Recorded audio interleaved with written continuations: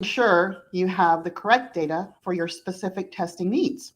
Today's presentation will be led by Beverly Mendel, Product Manager for SB. And she's also joined by Andrew Gates, Global Capabilities Specialist, who will be performing a demo at the end. During the call, if you have any questions, use the tab at the bottom of your screen to enter them. And we're going to take some time at the end of the call to review and answer them. So now I'm going to turn it over to Beverly to start the presentation. Thank you, Pam. Hello and welcome, everyone. Today, we're going to talk about the power of data-driven virtual services. We're going to focus on, kind of the details. What is a data-driven virtual service and why would you use it? And then we'll talk about some approaches of how you could approach creating data-driven virtual services. And we'll take some time to focus on two specific approaches. One on building and creating and driving the relationship of the data-driven virtual service through the portal. And most of that's going to be spent looking at this hands-on. And then also, how can you use the APIs? So you may have automation that you would like to have different data scenarios for different environments, and you probably want to drive this through a pipeline and not have to, worry about manually changing things.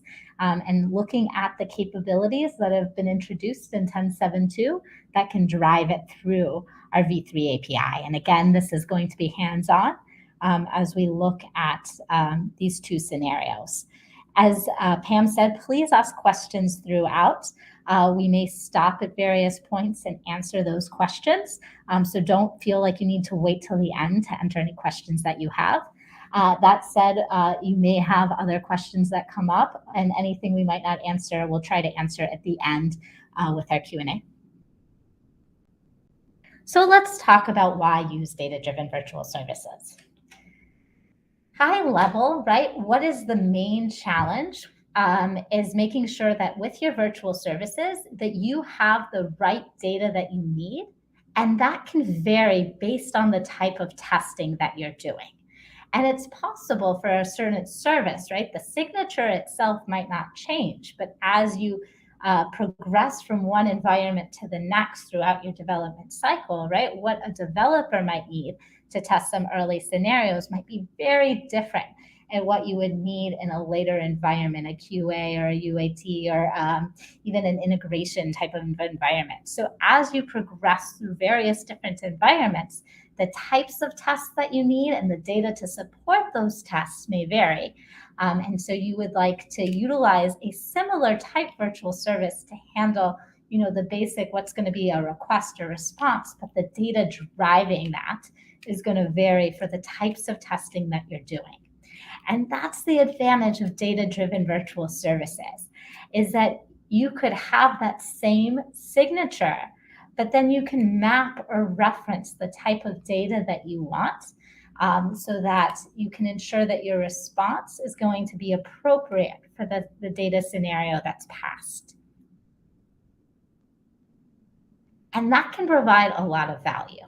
One, it makes sure that you have the correct data available at the time of tests, right? You want to make sure if you're taking the time to test something, you don't want a test to fail because you don't have the right environment set up, right? Or because the data has somehow been chewed up from another test, right?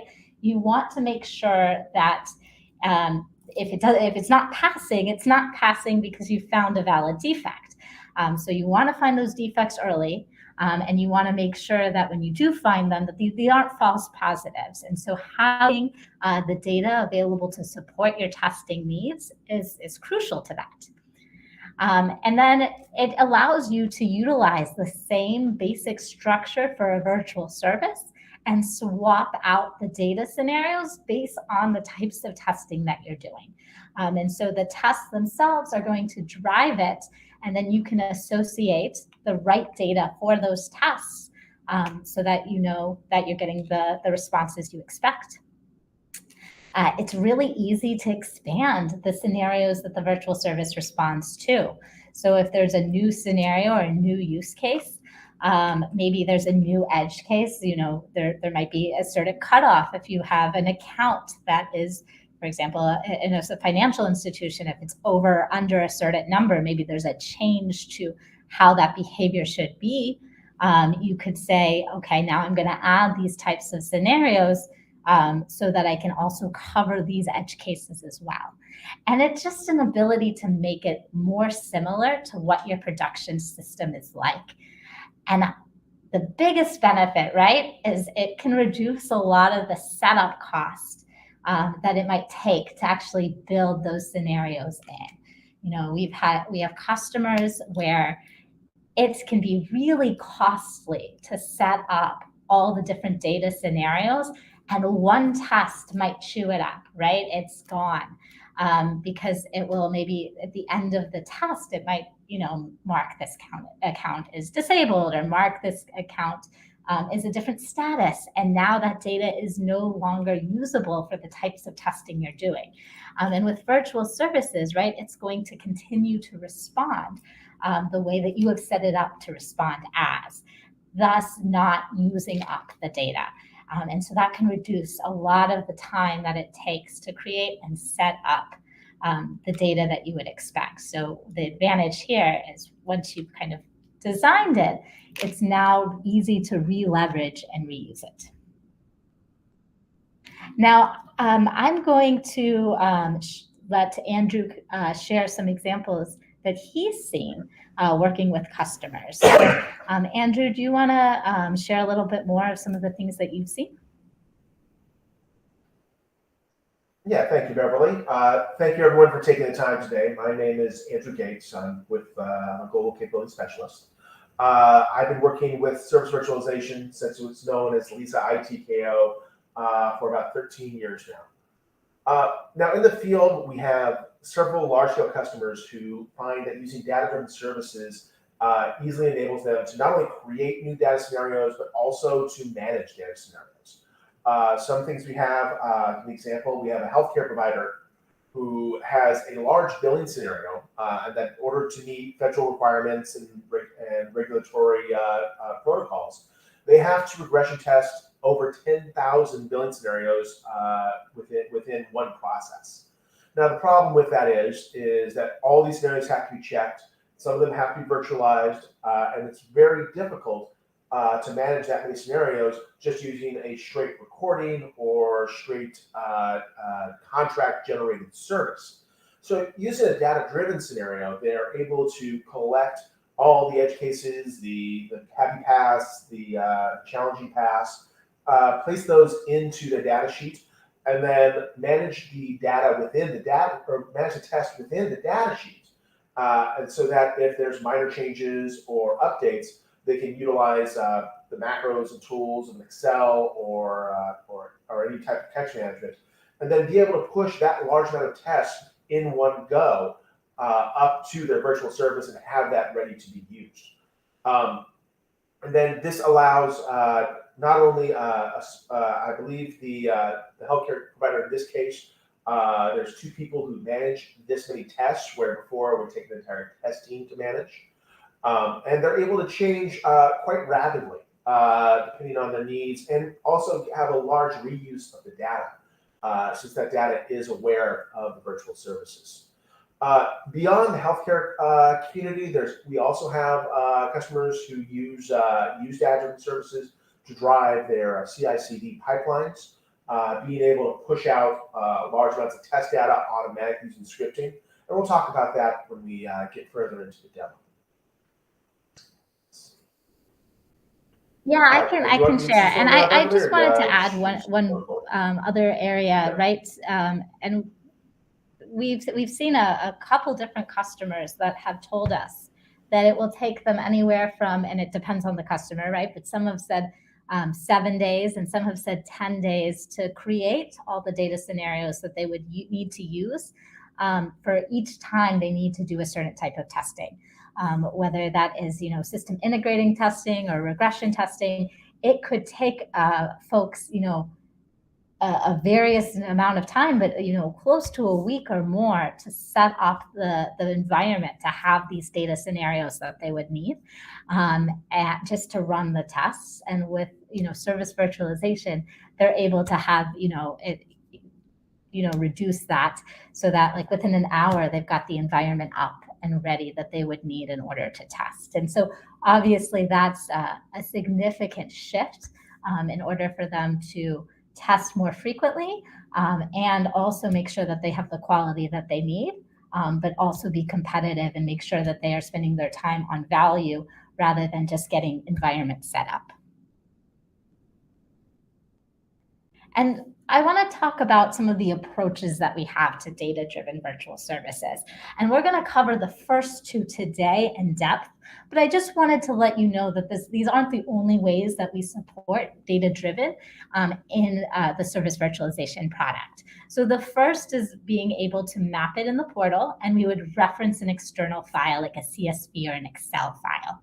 And Andrew's going to go into that in more detail coming up very soon, as well as with the V3 API. Now, I want to highlight this is available in 10.7.2, 10.7 and later, but we recommend upgrading to 10.7.2.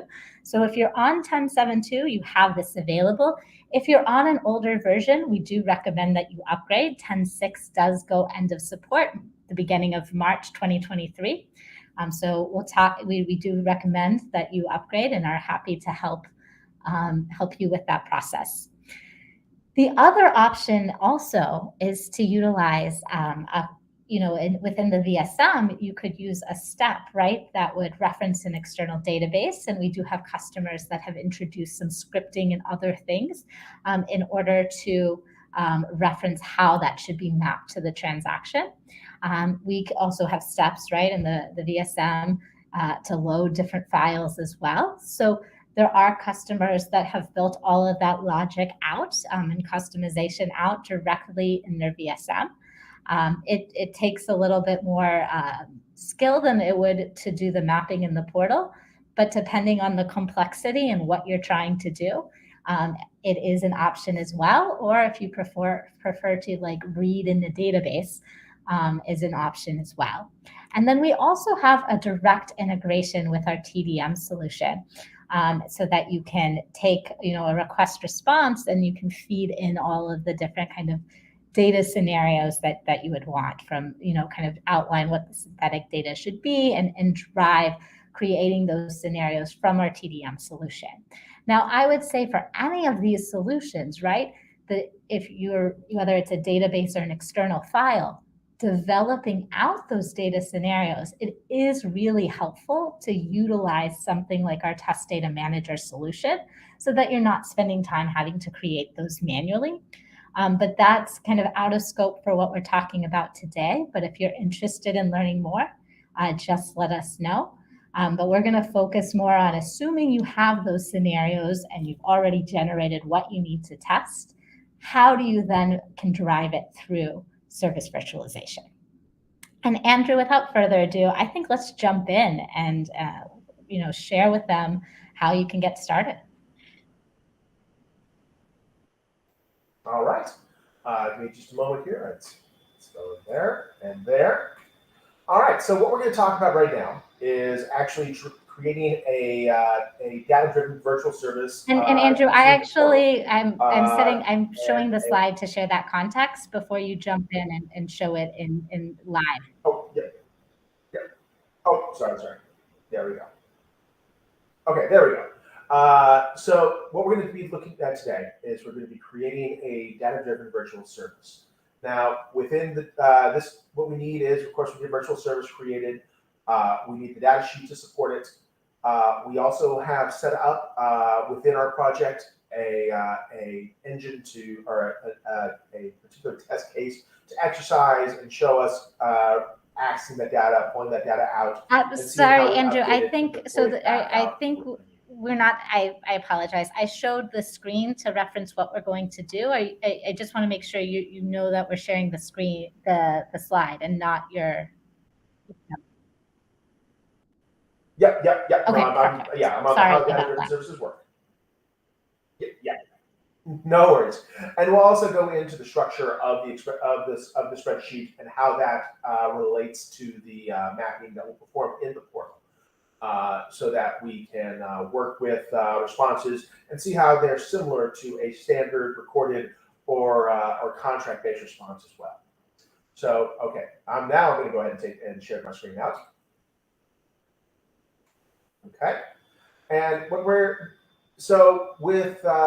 dev test, you already have what's called the Bank V6 project. That's just located inside your project directory under Bank V6.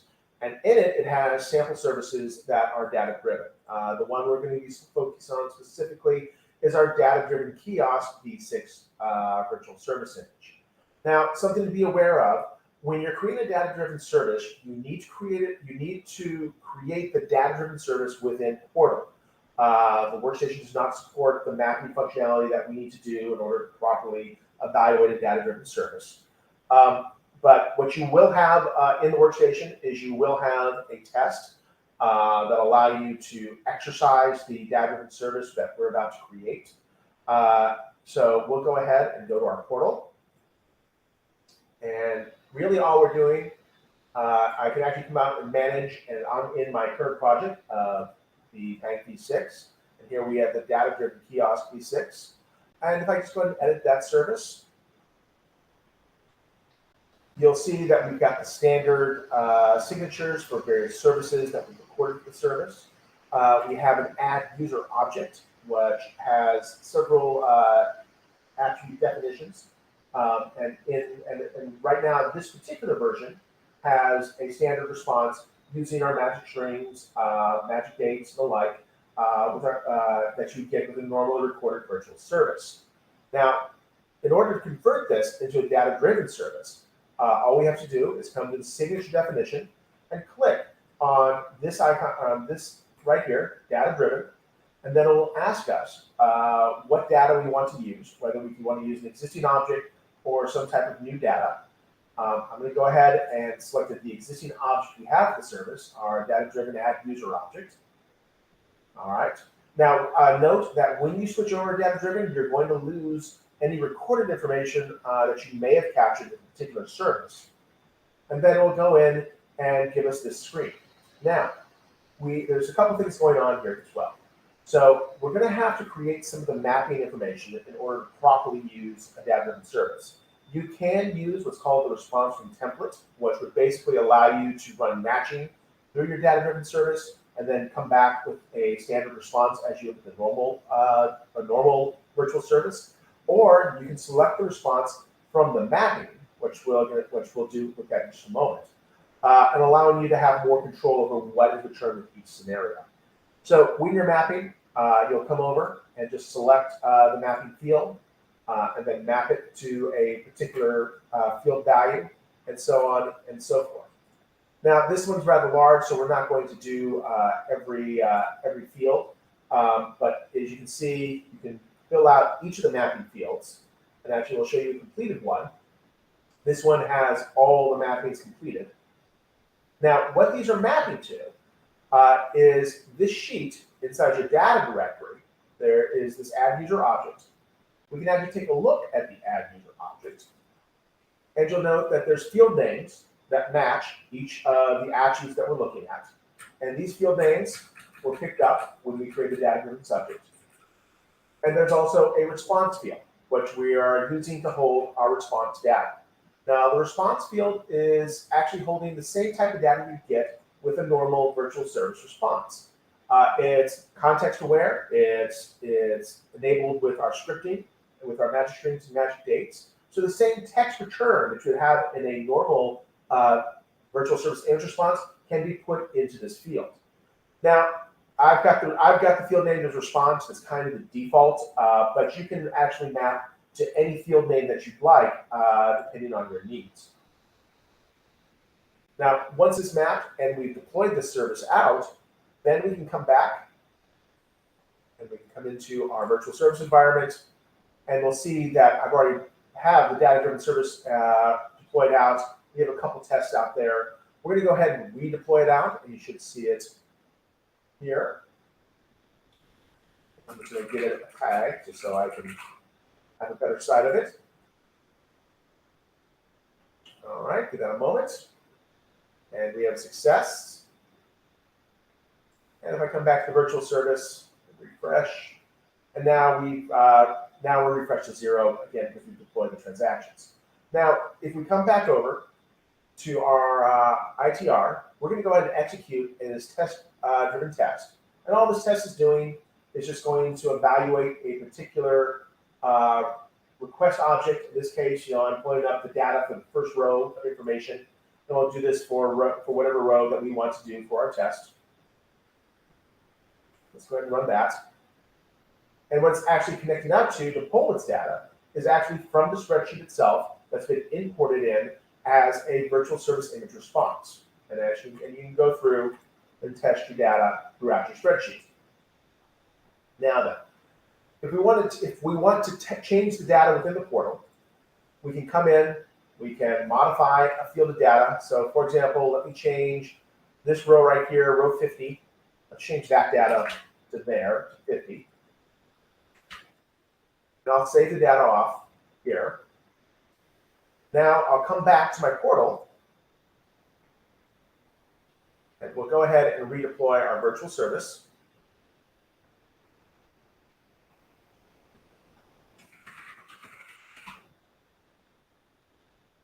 Give that a moment. There's our success. We come back to our virtual service image. We'll reset again. Now what's going to happen when we run our test, and we'll just start a new test run. The initial test will still succeed because we didn't change that data. Row 50 will error out now because we've changed the data type for what we've done, and moving on and on and on. Now, if I were to modify this particular test to actually match the data, changing this balance to 50, for example, we'd go ahead and have a successful test. So in this way, you can come in and manage what tests and requests and responses you get directly from a spreadsheet, allowing you to create multiple tests very quickly. Say, for example, you are creating a new data-driven service. You can actually use the power of, say, Excel's automatic functions and actually create, say, several dozen or 100 tests with varying the data as quickly as you need. So this really accelerates you creating tests and be able to deploy them and get the requests and responses that you need. One thing to note that this does need to be the attribute names that you want, so that you can get data back the way that you'd like. Now, a couple things to note when using a data-driven service. We can access Excel spreadsheets and CSV files. An Excel spreadsheet, especially an XLSX, is essentially a zip file. So when you're creating your mapping, sometimes what's easiest to do is to create the mapping inside the spreadsheet, and then just change the file over to a CSV if you need more performance, because you've got a step where you do have to unwrap the Excel spreadsheet when deploying, especially if you have large amounts of tests. The other thing to remember is that with a spreadsheet, you do have a limit from the spreadsheet itself. I believe it's 167,000 rows, whatever the Excel limit is on particular sheets. So that's something to keep in mind as well. So another thing to realize too is that when we evaluate the sheet, what we're actually evaluating is we're evaluating column by column, depending on the tests that we're doing. So if you set up your test to evaluate data that is in earlier columns, you can actually complete the test a little earlier if necessary. So for example, the differentiating data in this particular sheet is the account balance that we have. Everything else is fairly similar throughout the rest of our data. So it can kind of give you kind of a pseudo index if you design your tests to evaluate data earlier in your data object to get the response that you want. Now, again, this is all available to you within your projects under your Bank V6. This particular one is a data-driven with responses. Do know that there is a version also in the Bank V5, the movies data, but this one is actually using a template. So you have multiple types that you can look at if you want to understand how to use data-driven and what scenario would be most effective for you. You would use a template if you want to get more performance. If really you're not really concerned about differentiating responses, if you just want to if you want to try to get the most possible out of the virtual service. I have seen in the field, usually data-driven services can do about anywhere from about 20 to 50 transactions per second per single thread. So if you're looking to performance test using data-driven, you do need to set up simulators and coordinators and spread out your load to reach the numbers that you want to reach if you're looking to do large-scale testing using a data-driven service. Okay. All right, let's go back to the Bright Talk piece here. I think we've got it set up for the next piece. All right, and slides. All right. All right. Before I move on, any questions? Let's see. I don't see any questions in the chat. So Andrew, one question that we have, Okay. if you could go back to the mapping with the portal. I know you showed how to map a response, a single response field from a template, but I think there was some questions. There is another option. And I think that there was the question between what's the difference with response from mapping and response from template. Can you kind of cover that one more time? Yep, not a problem. So with a response from a template, what you're doing is you're getting a what you would with a normal virtual service response. So in this case, even though we've mapped data from our data sheet, and we're going to evaluate and choose if it's a valid row based on what's on our sheet, you're actually getting a response that's very similar to our meta responses. In other words, it's going to take data that comes from these various fields and map to a single type of response, and then use magic strings and our scripting to return back attributes to reflect back what's coming from the particular request. So a template is useful when you're in a scenario where you only have one type of response and you just need the data to be responsive to the request that you're sending in. If you're taking the response from the mapping, that's where you're coming in and actually evaluating a particular row, and if that row is the test that you expect to have, then you're actually providing the response in that particular row. So in this case, we have a in our second row of data here, but our first row that we as a response, we actually have a full virtual service response here that can be modified, that can be changed on for each particular scenario. So this is useful if you are expecting a specific request to have a specific response for every scenario that you have. And in this case, each of these lines in the sheet will give you a different response versus a template, which will give you a similar response, just populated with data and attributes. And then another question that's being asked is around, can the data-driven virtual services be applicable for both REST and SOAP protocols? So yes, for both. So when you're using a data-driven service, the responses are going to use the service configuration that you have. So for example, even though this is a data-driven service, I can actually come in, we can set the transport, we can set up everything like we could with a standard virtual service image. The only thing that is really being managed from the data-driven service that's different is the evaluation and the response. The various other components that we usually use within a virtual service are still managed the same. So for example, I can actually come in and actually modify metadata. We can change arguments. We can change various other attributes of the service configuration, and then the body itself would be managed within the data-driven service. So that way we can support REST, so whatever response that we do. Wonderful. Those were the questions that we have. So I think we can go back to using the API. Okay. So we're going to be talking now about using the V3 API to update data, and this has been released with 10.7 in our V3 APIs, as Beverly was mentioning earlier.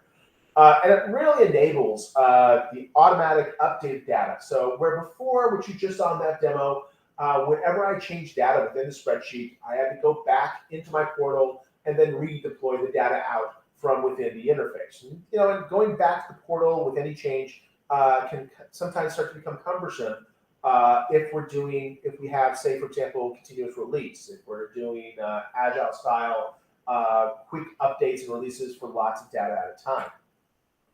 So what we're going to be taking a look at is we're going to be looking at our Swagger documentation for the V3 API.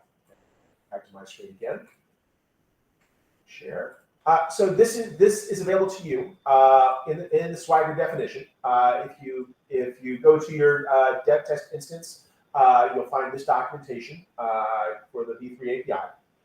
Here you can see our various services that we have in the V3 API, everything from gathering information to posting and updating virtual services. The one we're going to focus on right now is updating a virtual service. Now, understand that when using a data-driven service, that you do need to complete the first step of mapping a service within the portal. However, once you've completed the mapping exercise and the mapping has not changed, from this point on, you can actually use an API call to update the service so that if someone, say, modifies their spreadsheet with new data, instead of having to come back in and update and redeploy, you can use the API to do it. Now, the API is fairly straightforward. We're going to be posting. You need to know the name of the VSE that you'll be posting to within that test server, as well as the virtual service name that you want to update. So we're going to go ahead and I'm going to post out to my VSE, which is named simply enough VSE. We have a virtual service name, data-driven kiosk V6, already available. The configuration for the JSON is actually the default, and if you use the Swagger definition, you'll find that here.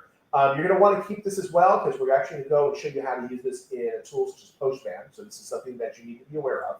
Now, myself, I like to immediately deploy my services when I push them out. You can do either. You can either just push it out and then just to upload it, or you can have activated on deployment. Now, what we've added for version 3 is we added the ability to use data files. So we need to add two things in order to properly use a data file. We have our active config, which is actually the same as the project config that we have under Workstation. And here you can see an example of my project config. And we're going to need the data file, that spreadsheet that we've been working with. So we're going to choose the file. And we'll just come into our particular project, and I'll pull up the configs and pull the project config in. And I'll also come in and pull in the data. Okay. Once we have those, we can go ahead and execute. That's just a moment to process. And then what it's done now is it's grabbed my sheet, pushed that out, and updated it. Now, one good thing about our Swagger documentation, it'll give you a curl script if you'd like to be able to run this from a script within from the command line. And also our request URL, which we're actually going to use within our Postman. And the response that you'll get, it will respond back, give you our identifier for the virtual service, and you can verify that it was updated successfully. Now, what this looks like within Postman, very simple. Within Postman, I put my virtual service call. Here's the VSE. Here's the service we're calling. Our authentication needs to be basic, and I'm logging into our dev test server with an account that has the ability to push out a service. Within our headers, we have to accept application JSON, and since we'll be uploading files, we'll be using multi-part form data in order to upload files. Within the body itself, we'll need a config, and again, this is the default config. You can modify this, but for our purposes, we'll just be using the default. I'm going to set the deploy to true, and then you need to add two files to your form data, active config and data file, and those are the same files again that we were just looking at before. So let's do this. Let's go ahead and come back to our data in here. And we'll go ahead and come down to our line 50 that we broke just a little bit ago. and we'll go ahead and fix the data so it's proper now. All right, and we'll go ahead and save this file. Now, when I come over here and update using a service v3 API call, we get the same response that we're updated. Now we can come back, and we'll go ahead and come back to our test-driven kiosk. I'm going to go ahead and start a whole new run. Now when we run, you can see that the data has been updated correctly, and now we can run our service all the way through. This means now that after we've completed our editing of this particular sheet, we can quickly come in, run the simple service, and update without having to go to the portal. In addition, we can also use the same setup to feed, say, for example, a Jenkins or some type of CI/CD pipeline management, so that when we deploy out a virtual service, we can update with the latest data from that virtual service using our data sheet. This means, of course, that now we can quickly update on the fly and be assured that we're going to have the latest test scenarios pushed out whenever needed. Okay. Any questions so far? Not so far. All right. So yeah, that's the V3 API. Let's see what else we can do here. So yeah, just a couple things to be aware of is if you can use a CSV, if you're looking for the most speed, try and use a CSV if you can. But the Excel spreadsheet works will also work with any type of functional test. And if you're using multiple concurrent connections, you can ramp up your transactions per second by using parallel processing. And then always just remember that anything you can do in a virtual service, standard virtual service, you can do from a data-driven service when it comes to the response. So here you can kind of see some of the scripting pieces that we have, the standard response defaults. You can add in regex expressions. You can do Groovy script and JavaScript within the scripting marks, and they'll evaluate just the same as they would with the standard request response. So it allows you to really expand quickly, create quickly, and manage at scale data for your tests, making sure that you have the coverage, and that you're able to cover more tests, that you're able to run tests more frequently, and that they're easier and quicker to create and update. And Andrew, another question that I want to ask you. So I know you touched upon how you can utilize it with CI/CD processes, right? So that you can run it. You showed this through the API and how you can run it as part of a pipeline. The question is, would this also be supported in the Jenkins plugin? This would be supported in the Jenkins plugin. So within the Jenkins plugin, we are able to create virtual services. We're able to deploy. We're also able to run scripts. So within a Jenkins plugin, you can use this supported. Get up to it. These supported the scripts that you create here, for example, or any type that you do create, and then be able to expand out your pipeline to be able to take data from whatever location you need. Some other things to be aware of within Jenkins itself is just be aware of where the data file is at. When using a config file, you will be pulling data from your Jenkins plugin from the project directory that you're working with. So it's very important to remember that when you're trying to modify data, especially if you're doing it through an automated scripting, where the source of your data is.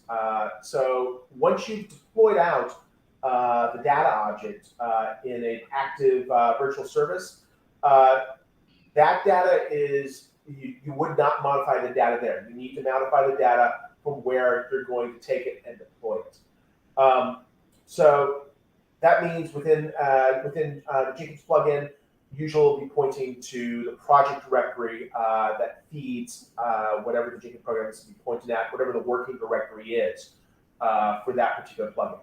So that's something to kind of be aware of. In addition, if there are multiple spreadsheets, they do not merge. So if you have two maintained spreadsheets, for example, then whatever the last uploaded spreadsheet will will replace all the data. So you can't just add in individual spreadsheet objects assuming that they'll merge correctly. So that's something to be aware of as well that I've seen. And one thing I want to add is we also in 10.7 released that new Jenkins plugin. So you can, like Andrew said, you can utilize it in pipeline. We also have a specific step for updating, creating and updating virtual services to be able to help support you. So if it's already created as and mapped as data-driven, you can supply the files as well, just like you can in the V3 API, or of course you can also script it out. So it depends on what your needs are, but you do again need to be on 10.7 or later. We have two other questions. The first is that is this session being recorded? So yes, the link that you used today, if you would like to rewatch this, you can use that same link and able to watch this on demand after the fact or share it with others. And then the other question is regarding, does this work on OpenShift? And so I assume that means that you want to manage your containers themselves of the environment, right? Your registries, VSCs, coordinators, simulators via OpenShift. If that is what you're asking, today we have not certified service virtualization in OpenShift, but we are actually in the process of actively doing that. And so we will be releasing, once that is done, kind of like on top of 10.7.2 support for our OpenShift containers. Today, our container support includes Docker, Kubernetes managed via node ports, Kubernetes with Contour Ingress, and we've also released on top of 10.7.2 our Nginx support. And OpenShift will be coming out later this year. So if that is the question, then I hope that answers it. And if that is not your question, please feel free to respond back with more details. Wonderful. Well, thank you, Andrew, for a wonderful demo of these capabilities and really showing how you can drive data-driven virtual services, both from the portal, as well as how to take it to that next step. So as you're automating your pipelines and deployments from one environment to another, you can utilize things like our API or like Jenkins to be able to support doing that automatically. And that's really what we kind of wanted to make sure that we've covered today. One is understanding what is the value of data-driven virtual services, how it allows you to take what you have today in your virtual service and really make it robust. You could see all of the different data scenarios that we were able to cover by providing those listed out, right, in the Excel or recommended using a CSV. And so it allows those services really to be more production-like, to have more of those edge cases, and to ensure for the different types of testing that you do, so for different environments, that you can have the data that you need. And with as Andrew showed at the end, right, you can also automate that so you're deploying what you need as well. And so we talked about kind of the common ways to create data-driven virtual services. While we dug into depth into two of them, there are also integrations, right, with our Test Data Managers tool, as well as with utilizing sort of customizations and within the VSM. And we wanted to make sure we covered two of those scenarios today, really focusing on building it out in the portal, as well as updating through the APIs. I want to highlight that the second Tuesday of each month, we do host office hours. This is a chance to connect with us and ask questions. The first 10 minutes of office hours, we usually cover some topics so that we can show new information, cover a topic about service virtualization that you can just learn more about. And so the first 10 minutes, we usually cover a topic, and after that, it's just open up for questions. So we hope that you can join us. If you do have other questions, right, you don't have to wait for office hours. You can reach out to the community. You can contact support. You can contact your CSM or account rep. We definitely don't want you to wait, but it is an opportunity to both learn new information and engage with us.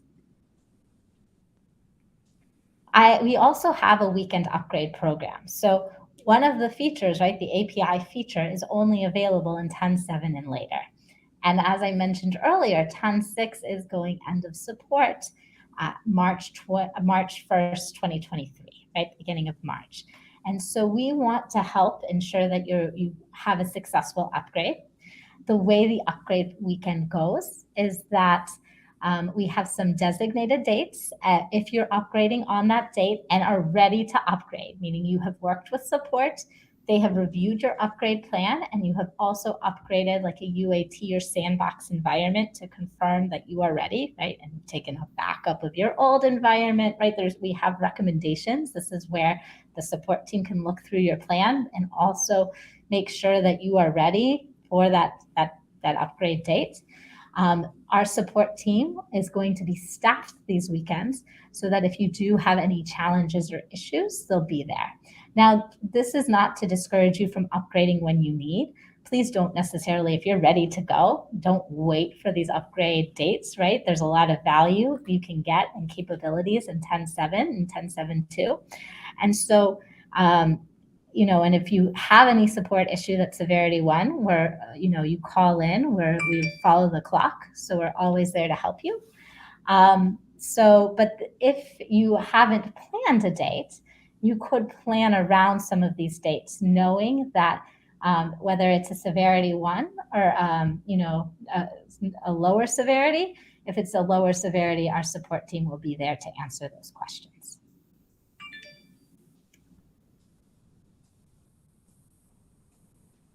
I did also want to highlight that we have courses on our Broadcom Academy, so I recommend that you check that out. These are on-demand courses. For example, if you're interested in what's new in 10.7, we have, and made a number of enhancements. We referenced some of the API and the Jenkins plugin enhancements, but there are new match styles and other capabilities that have been added into 10.7. One of the courses, for example, that's an on-demand course, is to learn about what's new in 10.7. And so you can take that course just to learn what has changed from 10.6 to 10.7. So recommend taking these courses. There's a lot of great content. And if you have any feedback on the content, we'd love to hear from you. And so now I think we want to open it up for any additional questions and questions that folks might have. And Pam, is there anything you want to add, I guess, before we open it up to questions? Beverly, yeah, I just wanted to add one thing. All the things you listed are great ways for communication to occur, between us and the customers. So as a part of marketing, I just want to say we're always looking for additional ways, or if there are improvements in the ways that we currently have. Love to hear from you. So feel free to reach out to me directly, pamela.deason@broadcom.com. Let me know, if there are additional ways that you think we should be communicating, or again, if there are some improvements that we can make on the ways that we're currently communicating. And one last thing, we are coming up with a DevOps newsletter, and that will be released, I believe, next week. So I wanted to just let everyone know about that, and hope that you're able to receive that. So if you have not opted in to receive the newsletter, please do that, because it's another way that we have just recently started to communicate to our DevOps customers. So that's really all I wanted to add. Thanks, Beverly. Wonderful, wonderful. And if you have questions and you haven't yet asked them, feel free to ask in the chat. One question, Andrew, that we seem to have is around negative testing, right? So How does this help with negative testing? Can you explain how customers might use data-driven virtual services to support that? Yes, of course. So data-driven virtual services, because they allow you to manage a more wide assortment of request and responses than you would normally, means that not only can you put your happy path, but also your negative testing within the same group. So oftentimes, if you have a particular data-driven service that might have a think time or might be returning bad data or error conditions, you can use the data-driven services to make sure that you cover, say, for example, all error conditions, all 4OX style responses, anytime you receive blank data in a particular field. And then you can allow your testing infrastructure to be able to assert and test those negative cases against the services. And you can kind of keep them all together in one place and be able to see, did I hit every error code for a particular response, where sometimes it's a little more difficult if you're using a straightforward virtual service to be able to see the 10 to 20, maybe 40 different error scenarios all kind of together so that you can ensure that you've got that negative coverage moving forward. Thank you. Thank you. So one other question, and we sort of referenced this, but has a question on any best practices or recommendations on creating that data that you would use for. So yeah, we kind of mentioned when we were talking earlier that a spreadsheet is a zip file, so that's something to be aware of if you're trying to use a data-driven to scale to larger numbers. So oftentimes, if you can, using a CSV file, which is a straight text file, does accelerate response times a little bit. It's not going to be a big deal, but it's something you kind of keep in the back of your head. Also, what I found, so going back to our healthcare provider, when we were trying to create a lot of the unhappy path type testing, is that the inputs would only vary slightly, and if we were looking at trying to recreate, for example, a type of input or a type of test that would cover, say, every state, try and design your tests so that if you're using data-driven, that you're only modifying the particular attribute that you want to test. That will really help with the creation. So for example, if you can get away with it, if it's possible that you're testing address data and that you're just trying to evaluate, say, for example, all the 50 states or all the provinces of Canada, that try to create a data test that's very similar, might have the same name and address, but it's different in, say, zip code or postal code and state. And then that way you can focus on that particular test. Because data-driven tests are cheap to make and are easy to make and manage, really focus on creating scenarios that address the test that you want to complete. Wonderful. I don't see any additional questions. I'm going to in case there's anyone typing, we'll give it one more minute. So if anyone has any other questions, please share them with us now. We'd love to understand more about what you're thinking about, and if there's anything that you need. And if there are not any more questions, I want to say thank you, everyone, for joining us today. We appreciate your time, and we look forward to hearing from you. If there's things that you need, there are some going to be some upcoming enhancements to continue to allow you to do more capabilities related with data-driven, for example, via the APIs. If this is something you'd be interested in, we do customer validation, so we'd love to hear from you, and please do reach out to me. And if there are questions that anyone has around data-driven virtual services or anything they want to share about their use of data-driven virtual services, we always appreciate that feedback and insight. Wonderful. Well, thank you, everyone. And thank you, Andrew. And thank you, Pam.